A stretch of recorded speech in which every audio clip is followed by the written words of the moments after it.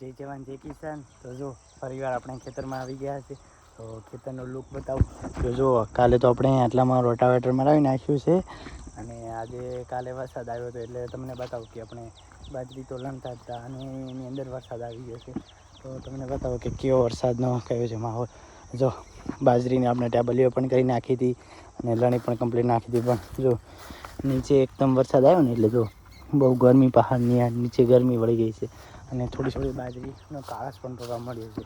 એટલે જો આટલે બાજરી કમ્પ્લીટ લણતા પહોંચ્યા છીએ અને મૂળ કાલ વરસાદ આવ્યો એટલે બધું પલળી ગયું અને અચાનક જ વાવાઝોડું હતું અને આગાહી પણ હતી, પણ શું કરે ખેડૂત થઈએ તો થોડુંક તો કષ્ટ ભોગવવું જ પડે.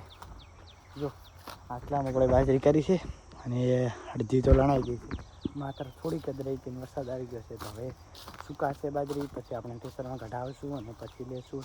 પછી હજી બતાવવાનું છે કે પાવન બાજરી કેવી નીકળે છે મારા ખેડૂતોને અને કેવું ઉત્પાદન મળે છે. અત્યારે પાવન બાજરી કરાય કે ના કરાય, અને હવે નવી ખેતીની શરૂઆત પણ થાય રહી. બધા ખેડૂત મિત્રો અત્યારે ગવાર, ચોળી, ભીંડા કોઈ પણ ખેતી કરી રહ્યા છે, પણ આપણે હવે ટૂંક જ સમયમાં ખેતી કરવાની છે એ પણ બતાવી.